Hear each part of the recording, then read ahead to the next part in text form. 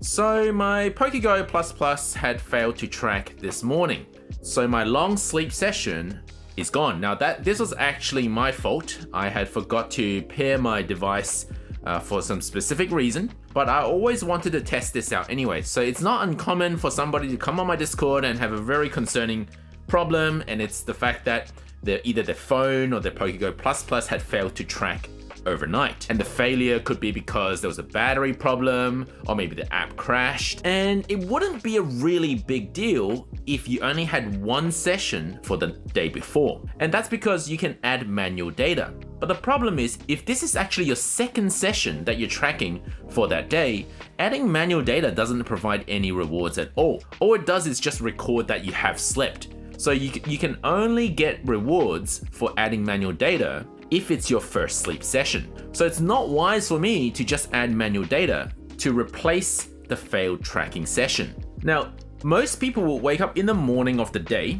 and since it's already past 4 AM, there's no way for them to normally go back and do a real tracked session, unless you time travel, which is what I did this time. So when I woke up this morning, I realized my tracking had failed. I immediately started tracking again for about 7 hours because I already did a nap the day before. I didn't need to do 8.5 hours. And then after the 7 hours of tracking is done, I chose a time zone. So this time I actually chose London, where when I'm ready to connect the session, it will match my usual starting time. So for example, right now it's 7 AM in London. Because I tracked 7 hours on the PokeGo++, that means that my usual sleeping time will be 12 AM of the day before, in hopes that this will allow me to register a real tracked session for the day before, which means I will still get rewarded just like I normally would if it didn't fail tracking.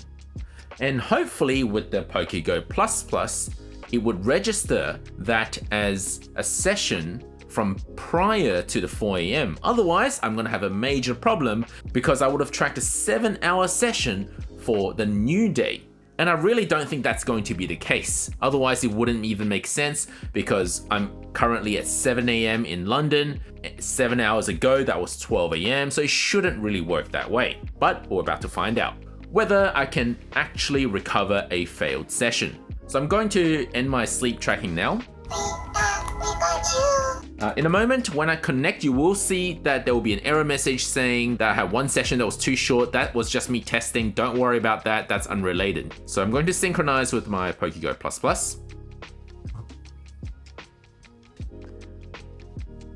That data can't be used, and that's fine. That's unrelated. So successfully registered a sleep session. I'm going to review that session later. That's not important to me right now. And I recovered 76% energy, which means it was counting that sleep data as the second session of the day before. Because 76, now I actually slept more than what's needed to reach 100 sleep score, because my day before had a 24 sleep score nap session. So 76 plus 24 is 100. In other words, everything went according to plan. If this ever happens to you, you have two choices. If you're using the PokeGo++, just immediately start tracking maybe like a 7 or 8 hour session, however many to complete your 100 sleep points. Then you time zone travel to try and match the starting time to your usual sleep time, so that at least we know that the session would be added to the day before because it's prior to 4 AM. If it's your one and only session, then you could do add manual data and push your bonus biscuit to the next day. But if you actually want to encounter some Pokemon, then you actually need to track an 8.5 hour session with your PokeGo++. If you're using phone tracking, what you do, instead of adjusting for the time zone at the end of the tracking, when you wake up in the morning with a failed tracks session, you will immediately time travel to your usual starting sleep time. Unfortunately, for people who live in time zones where you can't really travel back in time too much, there's limitations of this. But any time before 4 AM, you could still save that sleep session.